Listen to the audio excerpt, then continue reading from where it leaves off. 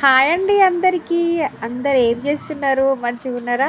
ఈరోజు మా ఇంట్లో స్పెషల్ కర్రీ వచ్చేసి మునగాకు పప్పు, కందిపప్పుతో మునగాకు కాంబినేషన్ చాలా బాగుంటుంది. పెసరపప్పు వేసుకొని కూడా వేసుకోవచ్చు, కానీ పెసరపప్పు మీద అంత ఇంట్రెస్ట్ ఉండదు మా ఇంట్లో ఎవరికి. కందిపప్పు అయితే మంచిగా టేస్ట్ ఉంటుంది, తింటే కూడా హెల్త్కి మంచిది. అందుకోసమని కందిపప్పు మునగాకు కర్రీ వేద్దాం అనుకుంటున్నా. మునగాకు తెంపుకొచ్చిన ఇప్పుడే చెట్టు మీద నుంచి, మా ఇంటి పక్కల చెట్టు, మా ఇంటి ముందు వాళ్ళ చెట్టు నుంచి తెంపుకొచ్చిన. మంచిగా నీట్గా కడుక్కొని పొయ్యి మీద చేయాలనుకుంటున్నా ఈరోజు పప్పు.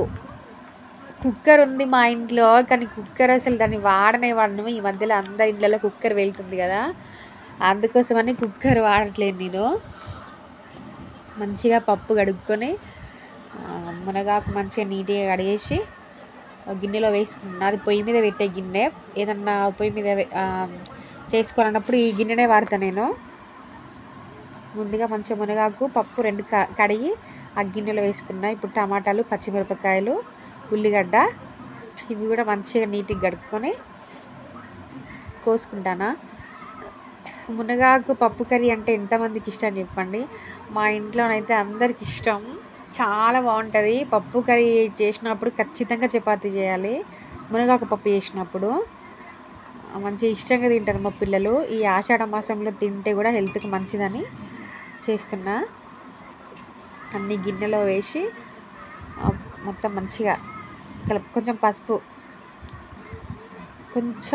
కొంచెం ఆయిల్ కూడా వేసుకోవాలి, కానీ నేను వేసుకోవడం మర్చిపోయినా, గుర్తులేదు నాకు.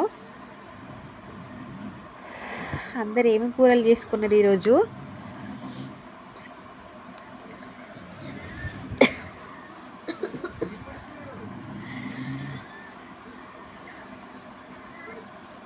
ఈరోజైతే పప్పు కర్రీ అసలు స్మెల్కే అసలు నోరు ఊరుతుంది. కొంచెం పప్పు ఇంకొక 90% ఉడికిన తర్వాత కొంచెం చింతపండు, ఉప్పు, కారము ఇవి వేసుకుంటున్నా. పొయ్యి మీద ఉడకబెడితే మంచి టేస్ట్ ఉంటుందని పొయ్యి మీద పెట్టిన.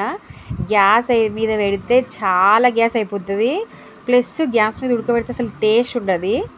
ఇట్లా పొయ్యి మీద అయితే మంచి టేస్ట్ ఉంటుంది, అందుకే పొయ్యి మీద పెట్టేసిన.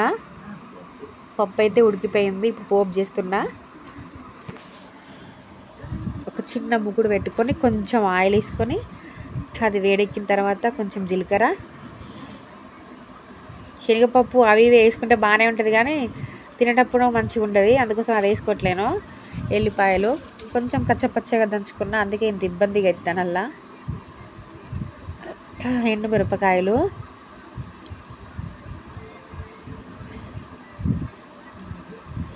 కరివేపాకు వేస్తా,